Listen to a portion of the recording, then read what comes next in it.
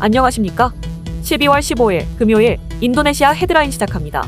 첫 번째 소식입니다. 조코위 대통령은 은행의 기업 대출을 확대하도록 촉구하였습니다. 이는 글로벌 불확실성 속에서 자금 유통을 늘리고 경제 성장을 촉진하는 데 도움이 될 것이라는 전망에 따른 것입니다. 특히 조코위 대통령은 중소기업에 대한 대출 확대를 강조하였습니다. 이에 대해 페리와르지오 중앙은행 총재도 대출 기관이 더 많은 대출을 제공해야 한다는 견해를 전하며 은행이 현재 풍부한 유동성을 보유하고 있으므로 이를 대출에 활용해야 한다고 주장하였습니다. 참고로 올해 인도네시아의 경제 성장률은 국가 예산에서 설정한 목표치인 5.3%를 밑도는 5%에 그칠 것으로 예상되고 있습니다. 반면 내년에는 최대 5.5%의 성장률을 기록할 것으로 전망되고 있으며 이는 국가 공무원의 급여 인상과 총선 등의 요인에 힘입어 성장률이 상승할 것으로 예상되기 때문입니다. 한편 분석가들은 은행이 신중함을 희생해 대출금 지급 목표를 달성하기 어렵다고 지적하였습니다. 특히 기업들이 관망의 자세를 취할 가능성이 높기 때문에 자금 유통이 줄어들고 이에 따라 정부 지출을 통해 수요를 유도해야 할 필요성이 커질 것으로 보고 있습니다. 분석가들의 의견을 감안할 때 조코위 대통령과 중앙은행 총재의 대출 확대 요구는 실제로 은행이 신중함을 유지하며 대출 활동을 수행하는 데 필요한 균형을 찾는 데 도움이 될 것으로 보입니다. 다음 소식입니다. 현지 언론에 따르면 남풍에서 활동하는 스탠드업 코미디언이 대선 후보 아니스 바스웨단의 선거 유세 행사에서 무함마드에 대한 모욕적인 발언을 한 혐의로 신성모독죄 용의자로 지목되었습니다. 용의자는 해당 선거 유세 행사에 앞서 촌극을 공연했으며 해당 공연의 녹화본이 소셜미디어에 공유되어 무슬림 시청자들의 항의를 불러일으켰습니다. 녹화된 촌극에서 용의자는 감옥에 무함마드라는 이름의 사람이 몇 명이나 있나 확인해보자며 그 이름을 가진 모든 사람이 감옥에 있다라는 발언을 했습니다. 해당 사건은 지역사회 단체에 의해 경찰에 신고되었고 현재 용의자는 추가 조사를 위해 남풍경찰본부에 구금되어 있습니다.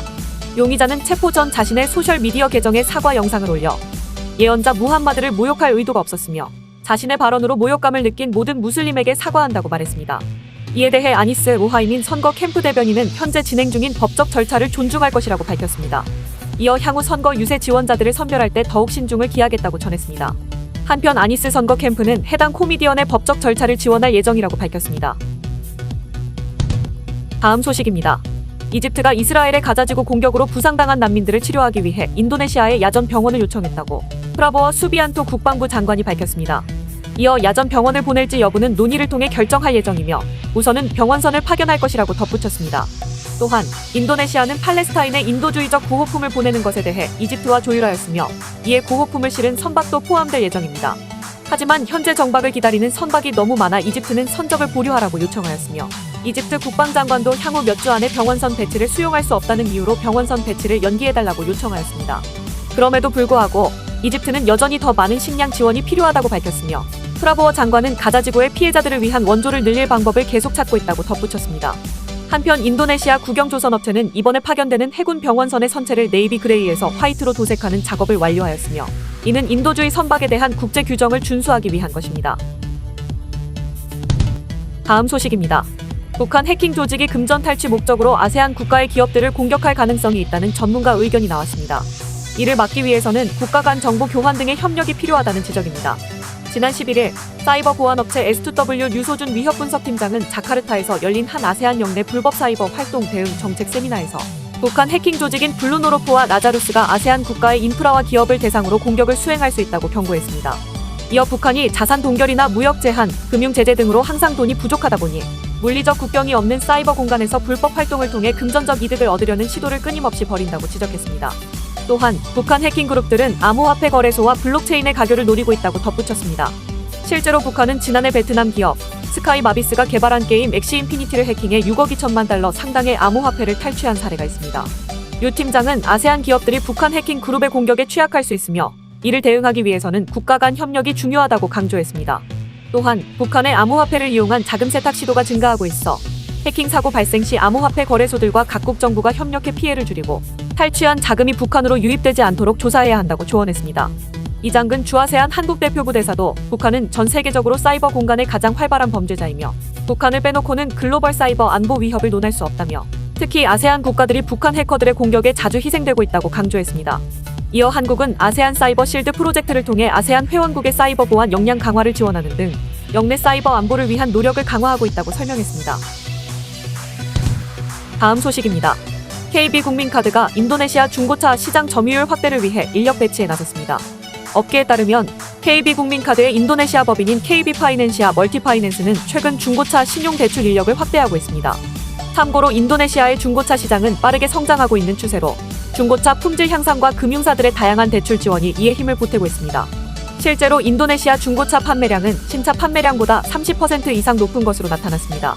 시장 조사 업체 모르도르 인텔리전스는 인도네시아를 비롯한 아세안 주요 6개국의 중고차 시장이 2021년 550억 달러에서 2027년까지 연평균 6.3% 성장할 것으로 전망했습니다.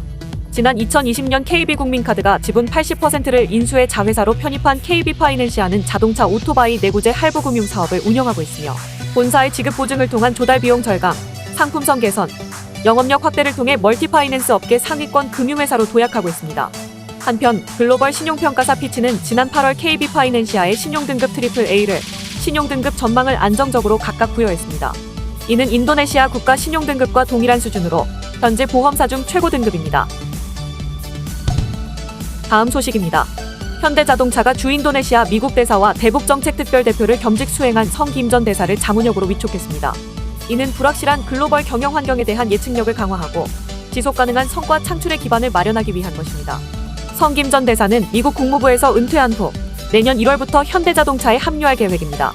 참고로 성김 전 대사는 1988년 외교관으로 이직한 이후 홍콩, 일본, 말레이시아 등 다양한 국가에서 외교관으로 활동했습니다. 2011년 주한 미국 대사로 부임하여 한미 FTA 체결, 한미 미사일 지침 개정 등의 현안을 성공적으로 해결하였습니다. 2014년에는 미국 국무부 대북정책 특별대표 겸 동아태 부차관보로 활동하였으며 2016년부터 주필리핀 미국 대사를 맡았습니다. 2020년에 주인도네시아 미국 대사로 자리를 옮겨 부시, 오바마, 트럼프, 바이든 정부에서 주요 요직을 맡아왔습니다. 현대자동차에서 성김 전 대사는 해외 시장 전략, 글로벌 통상 정책 대응 전략, 대외 네트워킹 등을 지원할 예정입니다. 신규 시장 진출, 글로벌 공급망 재편 등 주요 경영 현안 해결에 기여할 것으로 기대되며 그룹의 싱크탱크 역량 강화와 대외 네트워킹 역량 향상에도 도움을 줄 것으로 기대되고 있습니다. 특히 현대차그룹은 아세안 시장에 집중하고 있는 만큼 성김 전 대사의 자문 역할이 성공적인 현지 시장 진출에 큰 도움이 될 것으로 전망됩니다. 한편 현대차그룹은 이미 작년 인도네시아 공장 양산, 올해 싱가포르 글로벌 혁신센터 준공, 태국 현지법인 설립 등 아세안 시장에 대한 진출을 본격화하고 있습니다. 다음 소식입니다. 지난달부터 방글라데시에서 출발한 미얀마 출신 로힝야족 난민들이 인도네시아로 대거 건너오고 있으며 최근에는 300여 명의 난민들이 추가로 인도네시아에 도착했습니다. 지난 10일 안타라 통신에 따르면 이날 아침에 아체주 피디군 해변에 미얀마 난민 180명을 태운 배가 도착했으며 같은 날에는 인근 아체 부사르군 해변에도 난민 135명을 태운 또 다른 배가 도착했습니다. 난민들은 거의 한 달 반 동안 바다에서 생활하다가 드디어 인도네시아에 도착했다고 AFP와 인터뷰에서 밝혔습니다. 하지만 피디군 당국은 난민들에게 제공할 책임이 없다며 이들에게 어떤 비용도 부담하지 않을 것이라고 밝혔습니다. 이에 유엔 난민기구는 대피소 정원이 이미 초과했으며 난민들을 위한 장소를 찾고 있다고 설명했습니다. 하지만 최근 한 달 동안 약 1,500명의 난민이 도착하면서 아체주 주민들은 난민들에 대한 반발을 표하고 있으며 지난 6일에는 주민 약 150명이 로힝야 난민을 이주시키라며 시위를 벌이기도 했습니다. 이와 관련해 조코위 대통령은 기자회견에서 정부는 지역 주민들의 이해관계를 우선하면서도 난민들을 위한 임시 지원도 할 것이라고 밝혔습니다. 다만 난민 유입에 인신매매 조직이 연루되었다는 의혹에 대해 조코위 대통령은 이들을 집중적으로 단속하겠다고 경고했습니다. 한편 로힝야족은 미얀마에서 이슬람을 믿는 소수민족으로 탄압을 받아 방글라데시로 대거 피신한 이후 열악한 환경과 식량 부족 등의 문제로 인해 인도네시아나 말레이시아 등으로 이동하고 있습니다. 인도네시아 정부는 이 과정에서 로힝야 난민들에게 돈을 받고 이들이 인도네시아로 건너올 수 있도록 배에 태우는 조직이 있는 것으로 보고 있습니다. 시청해주셔서 감사합니다. 다음 시간에 뵙겠습니다.